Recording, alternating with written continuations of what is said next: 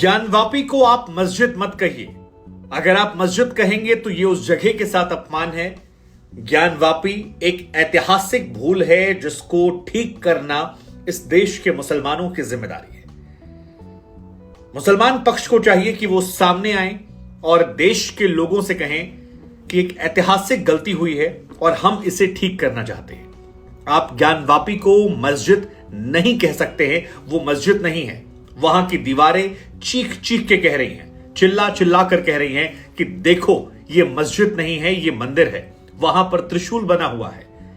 किसी मस्जिद में त्रिशूल का भला क्या काम है? भगवान ने जिन्हें भी आंखें दी हैं वो एक बार जाएं बनारस और ज्ञानवापी को देखें। ये ज्योतिर्लिंग का हिस्सा है। ये शब्द हैं उत्तर प्रदेश के मुख्यमंत्री योगी आदित्यनाथ के, जब एक इंटरव्यू के दौरान उनसे यह सवाल पूछा गया कि आप उत्तर प्रदेश के मुख्यमंत्री हैं और आपको क्या लगता है कि ज्ञानवापी का मसला जो है वो कैसे सुलझाया जा सकता है, क्या इसे शांतिपूर्ण तरीके से खत्म किया सकता है? तो योगी आदित्यनाथ ने कहा, ज्ञानवापी को आप पहली बात तो मस्जिद कहिए ही मत, वो मस्जिद नहीं है। जिसको भी आंख भगवान ने दी है वो वहां जाए और ये देखे कि त्रिशूल मंदिर के अंदर क्या कर रहा है। और जैसे ही योगी आदित्यनाथ ने बयान दिया, सवाल उठा कि क्या यह ऐतिहासिक भूल है या 2024 के चुनावों के मूल में ज्ञानवापी?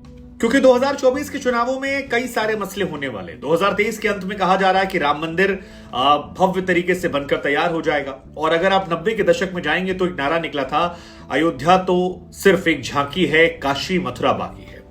90 के दशक में जब इसकी कमंडल के बाद मंडल के बाद जब कमंडल की शुरुआत हुई थी तो राम मंदिर आंदोलन उसके मुख्य उसमें था और इस पर बीजेपी को सियासी तौर पर बहुत फायदा भी मिला। बीजेपी हालांकि इसे सियासत का नहीं बल्कि धर्म का विषय बताती है। वो कहती है कि हमारे लिए ये धर्म है और इसे सियासत से जोड़कर ना देखा जाए।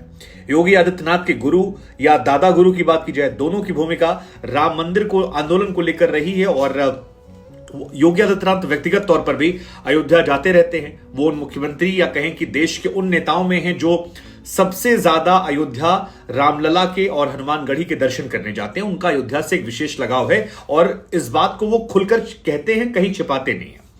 लेकिन अयोध्या के बाद आरएसएस की तरफ से बयान आया था कि अब हम आगे की लड़ाई नहीं लड़ेंगे, हमारा मुख्य मकसद अयोध्या था जिसे कर दिया गया। अब आगे जो है काशी मथुरा को लेकर उस तरह से उनका स्टैंड नहीं निकल कर आया। लेकिन एक तरफ ज्ञानवापी का मसला जब कोर्ट में है और इलाहाबाद हाईकोर्ट से फैसला आने को है कि सर्वे किया जाए ना किया जाए, और उस सर्वे के पहले योगी आदित्यनाथ का यह बयान निकल कर आता है तो फिर सियासत देश की गर्मा जाती है।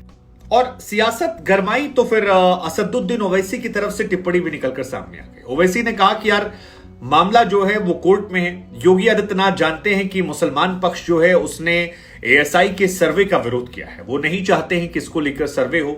आप उसको लेकर सुप्रीम कोर्ट गए, सुप्रीम कोर्ट ने इलाहाबाद हाई कोर्ट को आदेश दिया कि आप सुनवाई कीजिए और बनारस की कोर्ट ने आदेश दिया सर्वे करने को लेकर। 3-4 घंटे सर्वे हुआ भी था। लेकिन योगी आदित्यनाथ सब जानते हुए भी कानून को नहीं मान रहे हैं, ऐसा ओवैसी कहते हैं। ओवैसी कहते हैं कि आप मुसलमानों पर दबाव डालना चाहते हैं, ये जानते हुए कि वहां पर वो मस्जिद को लेकर विरोध जताने गए थे, वहां सर्वे ना हो। फिर ओवैसी कहते हैं कि जिस जगह पर 400 साल से मस्जिद है, आप वहां चाहते हैं कि एक दबाव जो है बन जाए। क्या आप प्लेसेस ऑफ वर्शिप एक्ट को नहीं मानते हैं? दरअसल नरसिम्हा राव की सरकार में कानून पारित किया गया था जिसमें कहा गया था कि साल 1947 के पहले जो जिस जगह पर धर्मस्थल है वो उसी पोजीशन में रहेंगे, उनका मोड चेंज नहीं किया जाएगा। यानी अगर जो मुस्लिमों का धर्मस्थल है वो मुस्लिमों का रहेगा, जो हिंदुओं का है वो हिंदुओं का रहेगा। तो ये कानून जो है ये कांग्रेस की नरसिम्हा राव सरकार की तरफ से उस दौर में बनाया गया था।